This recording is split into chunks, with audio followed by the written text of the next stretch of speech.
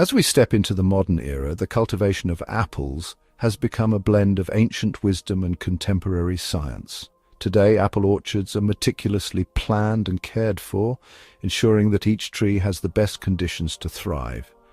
The best time to plant an apple tree is in the early spring or late fall when the tree is dormant. This allows the tree to establish roots before the growing season begins. Moreover, successful apple cultivation often requires more than just one tree.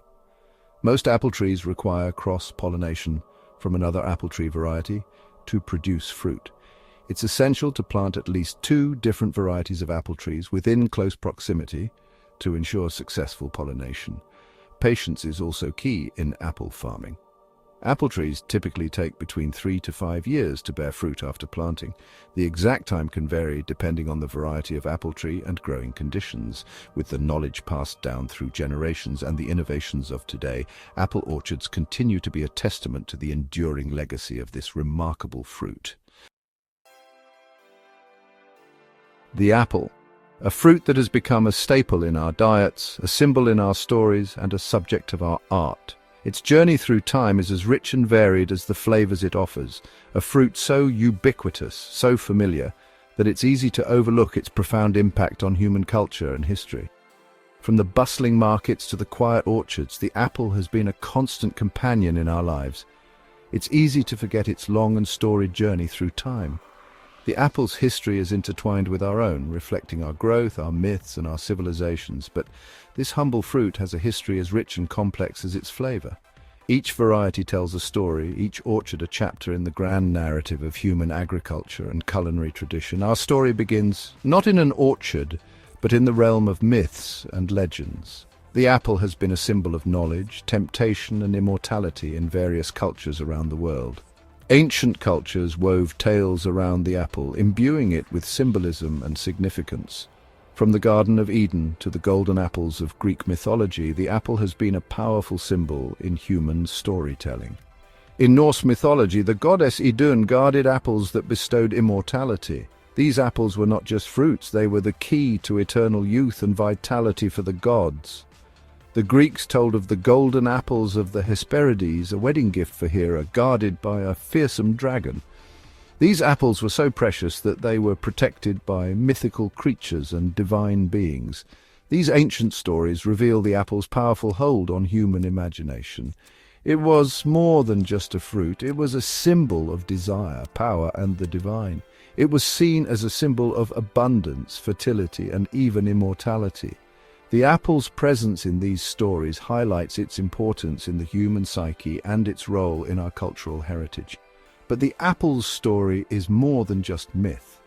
Archaeological evidence suggests that humans have been enjoying apples for over 10,000 years. This long history of cultivation and consumption speaks to the apple's enduring appeal. Archaeological evidence suggests that humans have been enjoying apples for over 10,000 years. From the wild apple forests of Central Asia to the cultivated orchards of today, the apple has been a constant presence in our lives.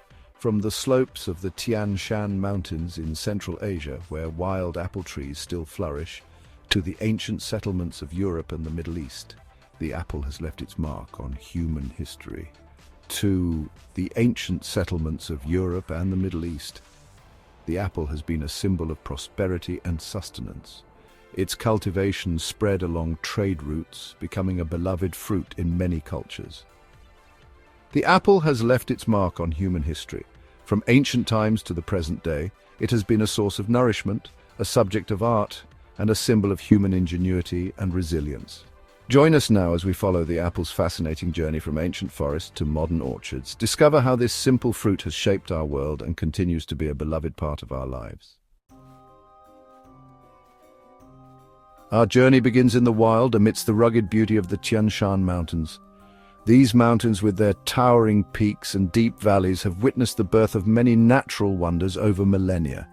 Here, in what is now Kazakhstan, grows the ancestor of all cultivated apples, Malus sieversii.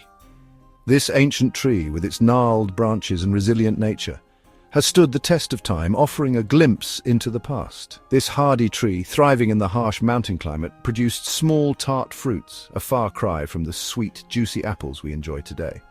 These fruits, though not as palatable as modern apples, were packed with nutrients and played a crucial role in the diet of early inhabitants. But these wild apples were a valuable food source for early humans, and they quickly recognized the tree's potential.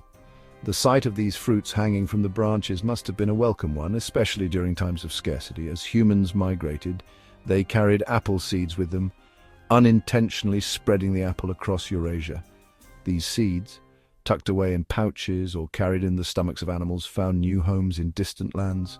Along the Silk Road, that ancient network of trade routes, the apple journeyed east and west. This vast network connected the east and west, facilitating not just the exchange of goods, but also ideas, cultures, and of course, plants. Merchants and travelers, captivated by the apple's versatility and resilience, carried seeds and cuttings, planting them along their routes. These early horticulturists played a pivotal role in the apple's spread, ensuring that the fruit would be available in new regions. The apple adapted to diverse climates and soils, evolving into new varieties with each passing generation. Each region imparted its unique characteristics to the fruit, resulting in a rich tapestry of apple varieties that we see today. From the bustling markets of Constantinople to the monasteries of medieval Europe, the apple's reach expanded, its story becoming intertwined with the rise and fall of civilizations. In these markets, apples were traded alongside spices, silks, and other valuable commodities, while in monasteries, monks cultivated apple orchards, contributing to the fruit's domestication and improvement. Ancient manuscripts and artworks often depicted apples, highlighting their importance in various cultures. During medieval feasts, apples were a common sight, served in various forms from fresh to baked, symbolizing prosperity and abundance.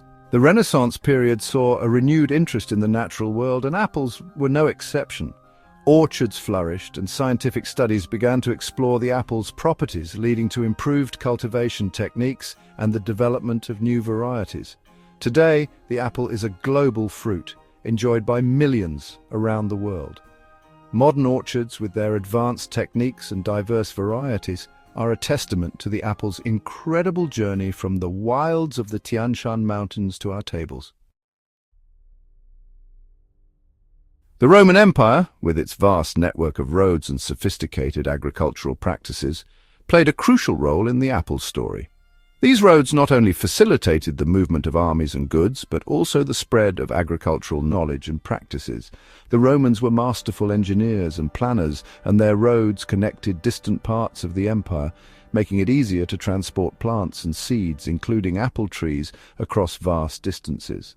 The Romans, recognizing the apple's potential as a food source and a valuable commodity, developed grafting techniques, enabling them to propagate desirable apple varieties. Grafting allowed them to take a cutting from a tree with desirable fruit and attach it to a rootstock, ensuring that the new tree would produce the same high-quality apples. This technique was revolutionary and allowed for the consistent production of superior apple varieties. No longer reliant on chance seedlings, Roman farmers could now cultivate orchards of uniform, high-quality apples. These orchards were meticulously planned and maintained, with rows of trees that were carefully spaced and pruned to maximize sunlight and air circulation. This level of agricultural sophistication was unprecedented and set the stage for the apple's widespread cultivation. They experimented with different varieties, developing apples for eating, cider making, and even drying. The diversity of apple varieties available in Roman markets was astounding, with each type suited to a specific purpose. Some apples were sweet and juicy, perfect for eating fresh, while others were more tart and ideal for making cider. There were even varieties that were dried and stored for use during the winter months. Roman cookbooks featured apple recipes for savory dishes, desserts, and beverages, showcasing the fruit's culinary versatility. Apples were used in a wide range of dishes, from simple snacks to elaborate feasts. They were baked into pies, stewed with meats, and even used to make a type of ancient Roman cider. The apple's versatility in the kitchen made it a favorite ingredient among Roman chefs and home cooks alike. As the Roman Empire expanded, so too did the apple. The spread of the Roman Empire brought with it the spread of Roman agricultural practices, including apple cultivation. As new territories were conquered, Roman soldiers and settlers brought apple seeds and cuttings with them, planting orchards in their new homes. This not only provided a reliable food source, but also helped to establish Roman culture and influence in these new regions. Roman legions, marching across Europe and Britain, carried apple seeds and cuttings, planting them in conquered territories. These soldiers were not just warriors, but also farmers, and they played a crucial role in the spread of apple cultivation. As they moved from one region to another, they planted apple trees along their routes, creating a network of orchards that stretched across the empire. This practice ensured that apples would be available to future generations of Romans, no matter where they were stationed. The apple, once a wild fruit of the Asian mountains, was now a staple crop of the Roman world, a testament to human ingenuity and the enduring appeal of this remarkable fruit. The transformation of the apple from a wild fruit to a cultivated crop is a story of innovation, adaptation, and the spread of knowledge. The Romans' contributions to apple cultivation laid the foundation for the fruit's global popularity, and their legacy can still be seen in the orchards and apple varieties we enjoy today. With the fall of the Roman Empire, Europe entered the Middle Ages, a period often associated with decline. Yet, amidst the upheaval, the apple continued to thrive. Monasteries, those centers of learning and agriculture, became guardians of apple cultivation. Monks, with their meticulous record-keeping and dedication to horticulture, developed new apple varieties and refined grafting techniques. Apple orchards flourished within monastery walls, providing sustenance for the monks and a source of income through the sale of fruit and cider. The Renaissance, with its renewed interest in classical knowledge and artistic expression, brought a fresh wave of appreciation for the apple. Botanists began to study and classify different apple varieties, while painters immortalized the fruit in still lifes and biblical scenes. The apple, once a symbol of temptation, now represented abundance, knowledge, and the beauty of the natural world.